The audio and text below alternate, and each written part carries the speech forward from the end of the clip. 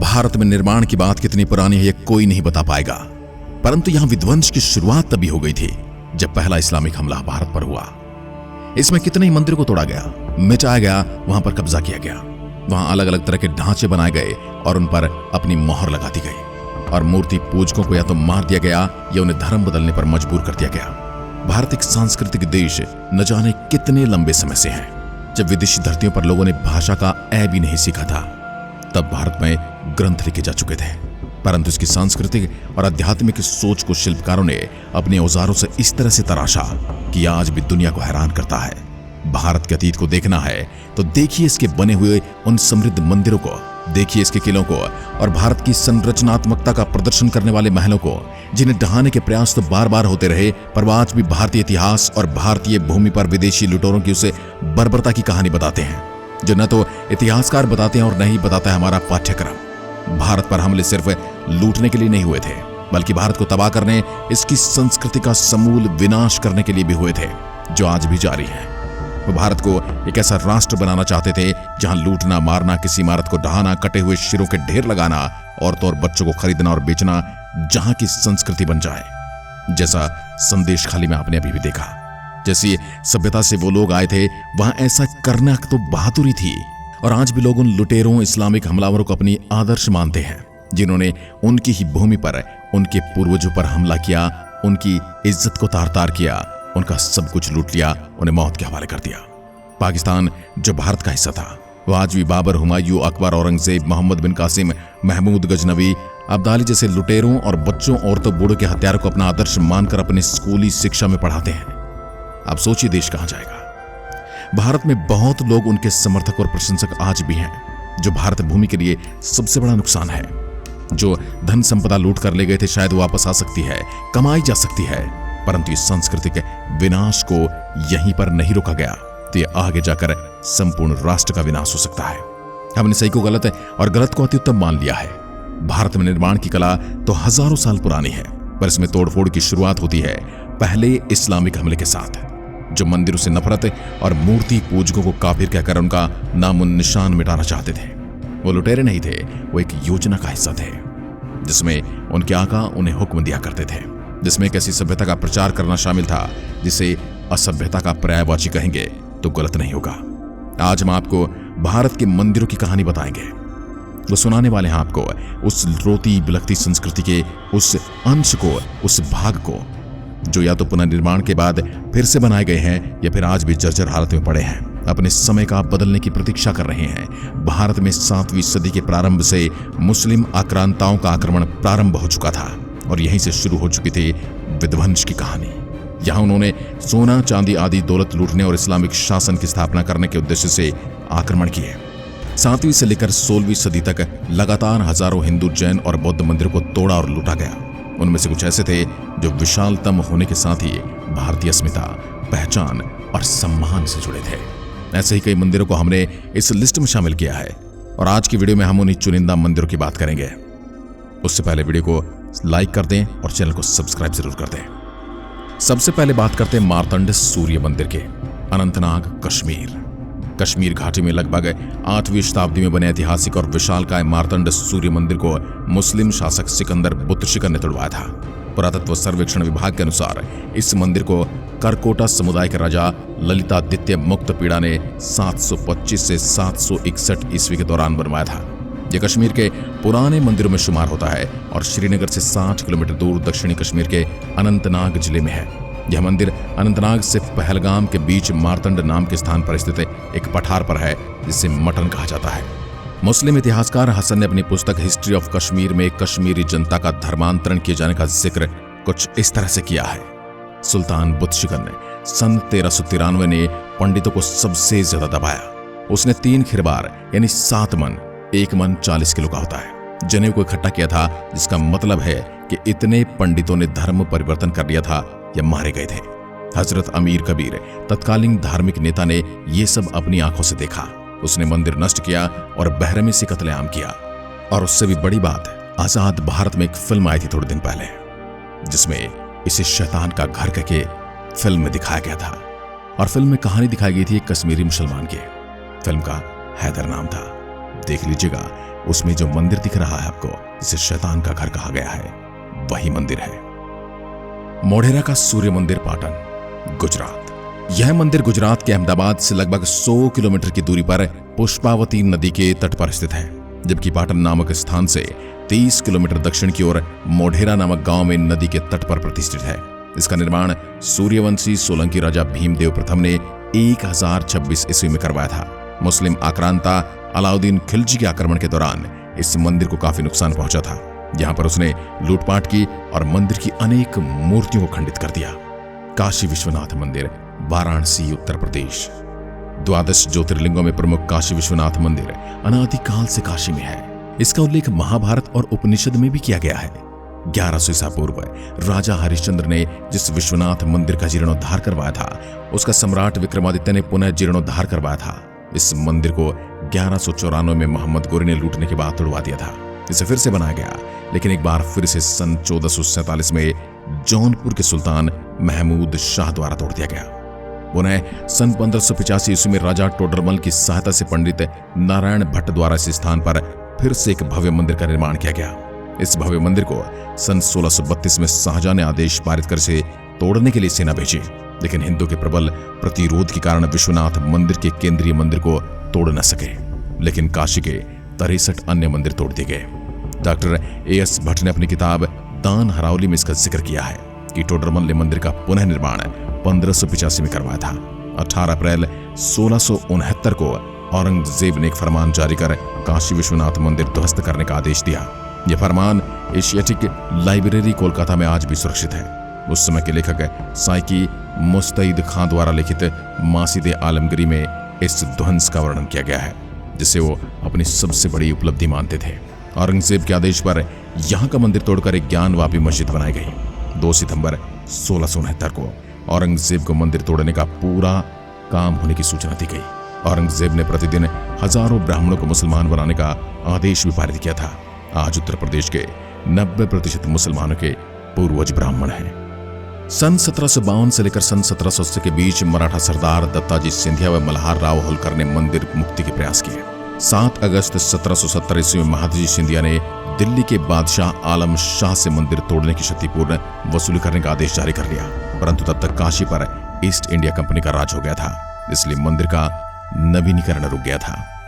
1777 से 1780 में इंदौर की महारानी अहिल्याबाई होलकर द्वारा इस मंदिर का फिर से पुनः निर्माण कर जीर्णोद्धार करवाया गया। अहिल्याबाई होलकर ने इसी परिसर में विश्वनाथ मंदिर बनवाया, जिस पर पंजाब के महाराजा रणजीत सिंह ने सोने का छत्र बनवाया।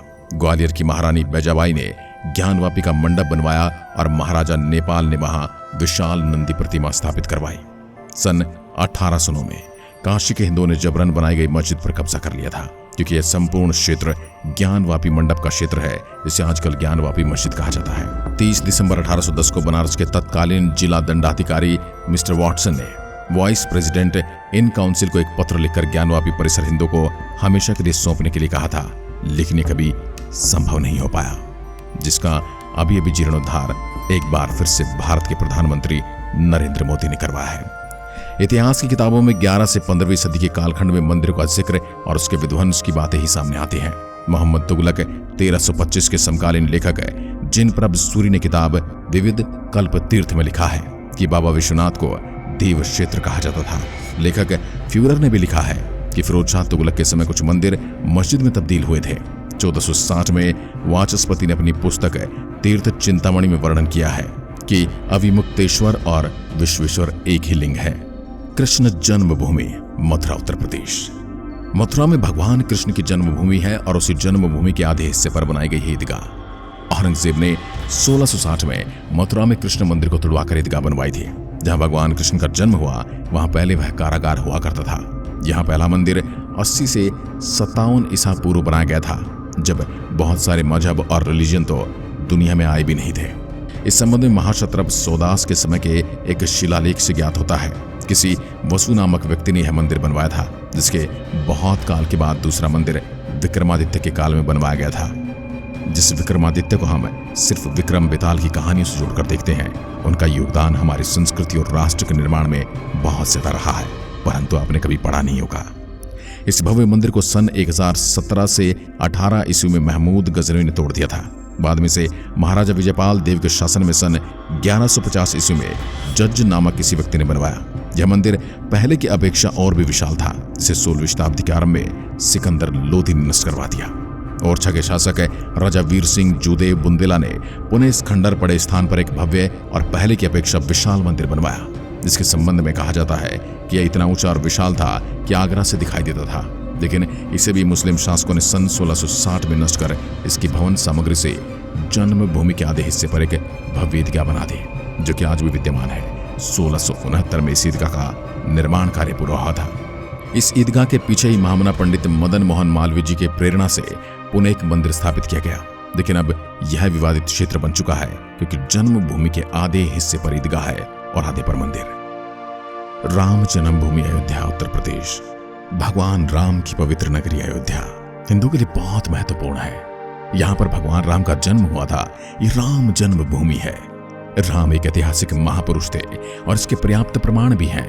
आधुनिक शोधानुसार भगवान राम का जन्म अयोध्या में ही हुआ था। इतिहासकार के अनुसार 1528 में बाबर के सेनापति मीर बकी ने अयोध्या में राम मंदिर तोड़कर बाबरी मस्जिद बनवाई थी। बाबर एक तुर्क था, इसने बर्बर तरीके से हिंदुओं का कत्लेआम कर अपनी सत्ता कायम की थी। मंदिर तोड़ते वक्त 30,000 से ज्यादा हिंदू अपनी रक्षा में मारे गए थे। यह विवाद 1949 का नहीं है और न ही ये मंदिर के ढहाने का या मस्जिद के ढहाने से विवाद है। यह विवाद तब का है जब भारत में इस्लामिक राज हुआ करता था। यह विवाद 1528 ईस्वी का है, जब एक मंदिर को तोड़कर बाबरी ढांचे का निर्माण करवाया गया। बाद में उस ढांचे को ढहाकर अभी मंदिर का निर्माण हो चुका है। दूसरे शब्दों में विवाद का मूल 1528 की घटना है, जबकि 30,000 से ज्यादा हिंदू शहीद हो गए थे। फैसला अभी 1528 की घटना का हुआ है, न कि किसी 1949 या 1992 की किसी घटना का। 1949 और 1992 की घटनाएं 1528 की घटना से उत्पन्न हुए शताब्दी के संघर्ष के बीच घटी तमाम घटनाओं के बीच की मात्र 2 घटनाएं हैं, क्योंकि उसके बीच अनेक घटनाएं हो चुकी हैं जिनका जिक्र कभी सुनने को नहीं मिलता, क्योंकि विवाद अब समाप्त हुआ है। कोर्ट ने मंदिर बनाने की इजाजत दी और अब एक भव्य मंदिर बनकर तैयार हो चुका है। सोमनाथ मंदिर, काठियावाड़, गुजरात। गुजरात प्रांत के काठियावाड़ क्षेत्र में समुद्र के किनारे सोमनाथ नामक विश्व प्रसिद्ध मंदिर में 12 ज्योतिर्लिंगों में से एक स्थापित है। पावन प्रभास क्षेत्र में स्थित इस सोमनाथ ज्योतिर्लिंग की महिमा महाभारत, श्रीमद् भागवत तथा स्कंद पुराण में विस्तार से बताई गई है। चंद्रदेव का एक नाम सोम भी है। उन्होंने भगवान शिव को अपना नाथ स्वामी मानकर यहां तपस्या की थी, इसलिए इसका नाम सोमनाथ हो गया। सर्वप्रथम इस मंदिर के उल्लेखानुसार ईसा के पूर्व यह अस्तित्व में था, यानी कि जब काल की गणना, आधुनिक गणना भी शुरू नहीं हुई थी, उस वक्त यह मंदिर अस्तित्व में था। ना कोई ईसाई धर्म था और न ही कोई मजहब था, सिर्फ हिंदुत्व और सनातन था। इसी जगह पर द्वितीय बार मंदिर का पुनर्निर्माण 649 ईस्वी में वल्लभी के मैत्रिक राजाओं ने किया। पहली बार इस मंदिर को 725 ईस्वी में सिंध के मुस्लिम सूबेदार अल जुनैद ने तुड़वाया था। फिर प्रतिहार राजा नागभट्ट ने 815 ईस्वी में इसका पुनर्निर्माण करवाया। इसके बाद महमूद गजनवी ने सन 1024 में कुछ 5000 साथियों के साथ सोमनाथ मंदिर पर हमला किया, उसकी संपत्ति लूटी और उसे नष्ट कर दिया। तब मंदिर की रक्षा के लिए निहत्थे हजारों लोग मारे गए थे। ये वो लोग थे जो पूजा कर रहे थे या मंदिर के अंदर दर्शन का लाभ ले रहे थे। जो गांव के लोग मंदिर की रक्षा के लिए निहत्थे ही तोड़ पड़े थे। महमूद के मंदिर तोड़ने और लूटने के बाद गुजरात के राजा भीमदेव और मालवा के राजा भोज ने इसका पुनर्निर्माण करवाया। 1093 में सिद्धराज जयसिंह ने भी इस मंदिर में अपना निर्माण सहयोग दिया था। 1167 में विजयेश्वर कुमारपाल और सौराष्ट्र के राजा खंगार ने भी सोमनाथ मंदिर के सौंदर्यीकरण में योगदान दिया था। सन 1297 में जब दिल्ली सल्तनत के सुल्तान अलाउद्दीन खिलजी के सेनापति नुसरत खान ने गुजरात पर हमला किया, तो उसने सोमनाथ मंदिर को दोबारा तोड़ दिया और सारी धन संपदा लूट कर ले गया। मंदिर को फिर से हिंदू राजाओं ने बनवाया, लेकिन सन 1395 में गुजरात के सुल्तान मुजफ्फर शाह ने मंदिर को फिर से तुड़वाकर सारा चढ़ावा लूट लिया। इसके बाद 1412 में इसके पुत्र अहमद शाह ने भी यही किया। बाद में मुस्लिम क्रूर बादशाह औरंगजेब के काल में सोमनाथ मंदिर को 2 बार तोड़ा गया। पहली बार 1665 ईस्वी में और दूसरी बार 1706 ईस्वी में। 1665 में मंदिर तुड़वाने के बाद जब औरंगजेब ने देखा कि हिंदू उस स्थान पर अभी भी पूजा अर्चना करने आते हैं, तो उसने वहां एक सैन्य टुकड़ी को भेजकर कत्लेआम करवाया। जब भारत का एक बड़ा हिस्सा मराठों के अधिकार में आ गया, तब 1783 में इंदौर की रानी अहिल्याबाई द्वारा मूल मंदिर से कुछ ही दूरी पर पूजा अर्चना के लिए सोमनाथ महादेव का एक और मंदिर बनवाया गया। भारत की आजादी के बाद यानी 1947 के बाद सरदार वल्लभ भाई पटेल ने समुद्र का जल लेकर नए मंदिर के निर्माण का संकल्प लिया। उनके संकल्प के बाद 1950 में मंदिर का पुनर्निर्माण हुआ। 6 बार टूटने के बाद 7वीं बार इस मंदिर को कैलाश महामेरु प्रसाद शैली में बनाया गया। इसके निर्माण कार्य से सरदार वल्लभ भाई पटेल भी जुड़े रह चुके हैं। इस समय जो मंदिर खड़ा है उसे भारत के गृह मंत्री सरदार वल्लभ भाई पटेल ने बनवाया है और 1 दिसंबर 1995 को भारत के राष्ट्रपति शंकर दयाल शर्मा ने इसे राष्ट्र को समर्पित किया था। हम्पी के मंदिर। हम्पी डम्पी कर्नाटक। हम्पी मध्यकालीन हिंदू राजा विजयनगरम साम्राज्य की राजधानी था। भारत के कर्नाटक राज्य में स्थित यह नगर यूनेस्को द्वारा विश्व विरासत स्थलों की सूची में भी शामिल है। यहाँ दुनिया के सबसे बेहतरीन और विशालकाय मंदिर बने थे जो अब खंडर में बदल चुके हैं। ये माना जाता है कि एक समय में हम्पी रोम से भी समृद्ध नगर था। यह मंदिरों की सुंदर श्रृंखला है, इसलिए इसे मंदिरों का शहर भी कहा गया है। कृष्णदेव राय ने 1509 से 1529 के बीच हम्पी में शासन किया था। विजयनगरम साम्राज्य के अंतर्गत कर्नाटक, महाराष्ट्र और आंध्र प्रदेश के राज्य आते थे। कृष्णदेव राय की मृत्यु के बाद इस विशाल साम्राज्य को बीदर, बीजापुर, गोलकोंडा, अहमदनगर और बरार की मुस्लिम सेनाओं ने 1565 में क्रूरतम हमला करके नष्ट कर दिया। भयंकर लूटपाट और कत्लेआम हुआ और संपूर्ण शहर को खंडहर और लाशों के ढेर में बदल दिया गया। इतिहास का सबसे क्रूरतम हमला था। जैसा कि दिल्ली में नादिर शाह और अहमद शाह अब्दाली ने क्रूरतम हमला किया था, यह उससे भी ज्यादा क्रूर था। रुद्र महालय, पाटन, गुजरात। गुजरात के पाटन जिले के सिद्धपुर में रुद्र महालय स्थित है। सरस्वती नदी के तट पर बसा सिद्धपुर एक प्राचीन नगर है। इस मंदिर को 943 ईस्वी में मूलाराज सोलंकी ने बनवाना प्रारंभ किया था। 1140 ईस्वी में सिद्धराज जयसिंह के काल में पुनर्निर्माण हुआ। वर्ष 1904 में सिद्धराज ने रुद्र महालय का विस्तार करके श्री स्थल का सिद्धपुर नामकरण किया था। 1410 से 1444 के दौरान अलाउद्दीन खिलजी ने इसका कई बार विध्वंस कराया और उसके बाद अहमद शाह ने इसे तोड़वा दिया। विभिन्न आतताई आक्रमणकारी लुटेरे बादशाहों ने 3 बार इसे तोड़ा और लूटा। उसके बाद एक भाग में मस्जिद बना दी गई, जैसा कि लगभग जगहों पर इन्होंने किया है। इसके एक भाग को आदिलगंज का रूप दे दिया गया। इसके बारे में वहां फारसी और देवनागरी में शिलालेख हैं। वर्तमान में रुद्र महल के पूर्व विभाग के तोरण द्वार, 4 शिव मंदिर और ध्वस्त सूर्य कुंड है। यह पुरातत्व विभाग के अधीन है। मदन मोहन मंदिर, वृंदावन, उत्तर प्रदेश। उत्तर प्रदेश के मथुरा जिले के वृंदावन नगर में वैष्णव संप्रदाय का मदन मोहन नामक मंदिर स्थित है। इसका निर्माण 1590 ईस्वी से 1627 ईस्वी के बीच मुल्तान के रामदास खत्रिया कपूरी द्वारा करवाया गया था। भगवान श्री कृष्ण का एक नाम मदन मोहन भी है। भगवान मदन गोपाल की मूल प्रतिमा आज इस मंदिर में नहीं है। मुगल शासन के दौरान इसे राजस्थान स्थानांतरित कर दिया गया था। आज मंदिर में उस प्रतिमा की प्रतिकृति की ही पूजा की जाती है, जब मूल प्रतिमा आज भी राजस्थान के करौली में है, क्योंकि औरंगजेब काल में इस मंदिर को भी तोड़ दिया गया था। 1819 ईस्वी में नंदलाल वासु ने इसे पुनः बनवाया था। दूसरे प्राचीन निर्माणों की तुलना में यह मंदिर थोड़ा छोटा है, लेकिन इसमें की गई नक्काशी बेहद सुंदर है। इसका रंग लाल है, ये ऊंचा है लेकिन संकरा है।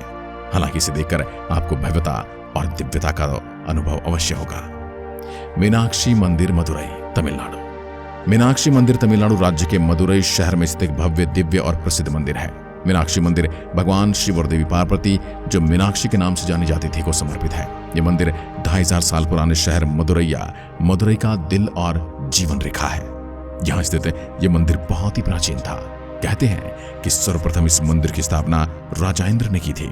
हिंदू संत त्रिगुना संवदर ने इस मंदिर का वर्णन 7वीं शताब्दी से पहले कर दिया था। प्राचीन पांड्यन राजा मंदिर निर्माण के लिए लोगों से कर टैक्स यानी वसूली करते थे। असल में इस मंदिर का निर्माण 6वीं शताब्दी में कुमारी कंदम के उत्तरजीवी द्वारा किया गया था। कहा जाता है कि 14वीं शताब्दी में मुगल मुस्लिम कमांडर मलिक कफूर ने मंदिर को तोड़ा और लूटा था। तो मंदिर से मूल्यवान आभूषण और रत्न लूट कर ले गया था। इस मंदिर के वर्तमान स्वरूप को 1623 और 1655 ईस्वी के बीच बनवाया गया था। बाद में 16वीं शताब्दी में ही नायक शासक विश्वनाथ नायकर द्वारा इसे पुनः निर्मित करवाया गया था। विश्वनाथ नायक ने ही इस शिल्प शास्त्र के अनुसार पुनः बनवाया था। आज की वीडियो में बस इतना ही। क्या आप भी मानते हैं कि भारत पर हमले उसकी सांस्कृतिक और ऐतिहासिक पृष्ठभूमि पर ज्यादा हुए हैं, जो आज भी हो रहे हैं? और क्या आप भी मानते हैं कि सनातन धर्म को उनके वो 3 मंदिर वापस मिलने चाहिए, जिसके लिए उन्होंने लंबी लड़ाई लड़ी है? जय हिंद, जय भारत।